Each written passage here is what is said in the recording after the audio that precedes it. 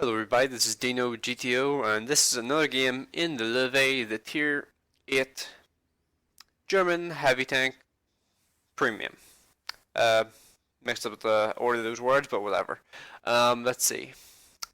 Things to talk about with Lowe, as you probably know by now, it was buffed. It has 10 degrees of gun depression. It has a lot more front armor than I had before. Its side armor is now actually as described. It's now 100mm all over instead of just 100mm here and 80 down here. So that's a pretty sweet upgrade. The front of the turret's 175, although areas here roughly are 180. The gun mantlet's amazing. The cupola I can't remember, but I don't think it's. I think it probably is the weakest zone on the turret these days. Because the old weak point I used to use all the time, even in tier 6 mediums, was shoot below the gun mantlet, and you would pen every time, but that no longer applies because they buffed it. And let me just say, I've been playing this thing more and more. This thing is actually a really solid tank now. A genuinely solid tank. Like, it holds up remarkably well, and yeah, I say an Emil 1, I'm going to shoot the Emil 1 because, well, it's an Emil 1. And those things, as far as I'm aware, are still extremely powerful, even after the massive, well, not massive, but even though it had some nerfs from the test server version. Now, one thing you do need to know about the Swedish heavies, they have no side armor at all, and that was just a bad shot. I'm not sure if that was more down to my aiming or RNG, so yeah. You do need to know they have no side armor at all. I have a 105mm gun that actually went through his turret, but I'm actually aiming for his side armor because I think it's 30mm and I have a 105mm gun. I can easily overmatch that. I'm not actually totally sure on the actual thickness of his turret, but that is making it look like the turret's not as strong as I thought, because that was the standard round. That was not premium, and this was just let's try it and see what happens. That pent, I was genuinely surprised with that too. I really need to look into the armor model of those things because I'm not actually sure, because I know the tier 10 and tier 9 have godlike turrets, like genuinely godlike turrets. I have more armor than you know what to do with, but yeah, the tier 8, not so sure. I really need to check that. But I do know that if I beat Heavy Tank 15 and Heavy Tank no, not Heavy Tank 15, maybe TD 15 and Medium Tank 15, I am going to put them into a Swedish crew if I possibly can, and if I manage to beat the decoration mission thing that they're running right now, I will get the last crew member, which you get from a mission once you get past level 10. Once you get to level 10 in the atmosphere thing, you get a new mission that will allow you to get a gunner for a Swedish crew. I'm going to have that crew set up for the heavy tanks. I'm not going to bother putting them in the mediums because the heavies only have 3 crew members, whereas I think the mediums have like 4 or 5 up until tier 7, because that's when the last medium is. So yeah, spent more time talking about the Swedish heavies than I have actually talking about the Lowe in this game. It's actually called, it's the Lowe. I actually googled how to say it, and I think that's right. Yeah, I just noticed that the T26E4 for some bizarre reason is pointing in that direction, even though it's only an M4190 that he's against. Those things are annoying when you're driving a T49, but not really if you're driving a Super Pershing. I mean, all you need to do is load HE and you'll go through every single time. Although, that of course assumes that he has HE, and that was just an unlucky shot. Wasn't really much I could do about that. You might notice that I am totally ignoring this IS. I have no fear of an IS in this thing. This thing has monumental armor at the front. It just does not care about an IS. But there is one downside I have definitely noticed in this machine when it comes to the upgraded armor. The one strip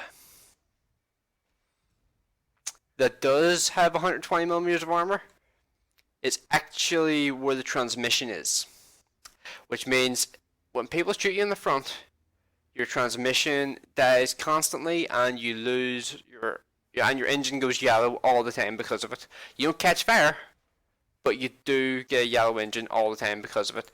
And yeah, that was a big shot from a Jagdtiger, and I wasn't really worried about the Borsig pinning me there because he is using the 150. The AT7 is going to take this hit. He actually fired HE at the Ag Tiger for some bizarre reason. I'm just kind of hoping for the best when it comes to dealing with the Ag Tiger. I'm not actually sure if I'll be fast enough to get a couple shots into him. And the ballistic comes around the corner, and he bounces again, which is really lucky for me. I do manage to track that guy in place, and well, now he's screwed. I don't think his repair speed is going to be fast enough to actually allow him to do it. And yeah, this guy, I'm so thinking. I think I'm dead at this point. But the Lowe armor, that's the Lowe armor for you. These days, the Lowe actually has frontal armor, and that is so refreshing because this thing, well, this here now makes sense. I put this on like 4 years ago, and yeah, I even wrote in the chat there, wow, I lived. I had no expectation of living through this game. But enemy T-44 just killed himself.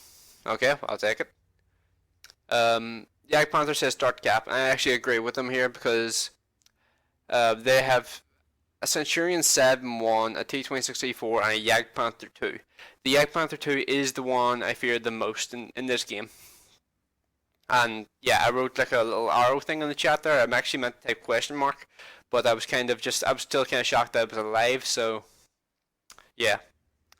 Then the Super Pershing comes out with this theory that heavy, or not heavy, but premium tanks are more survivable overall than normal tanks. But not really sure what you would say. Well, actually, he does have a point. The Patriot is a really survivable tank.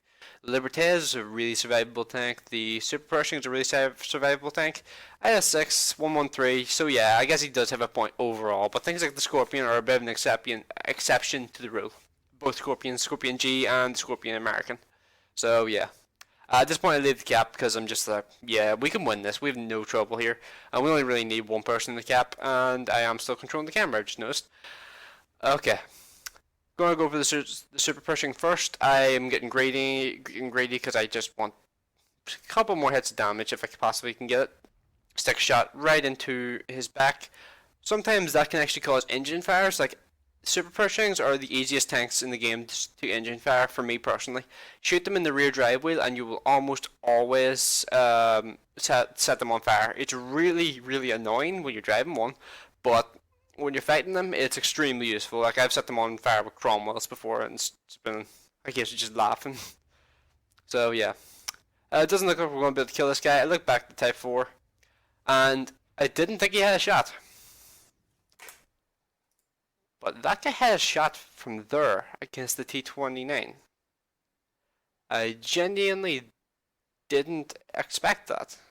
So yeah, well, this is another big gameplay from the Lowe.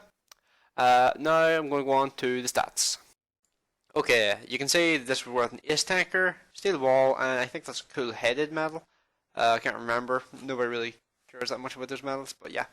30,900 damage done, pretty much 1,400 base XP, and I think 5,900 damage blocked.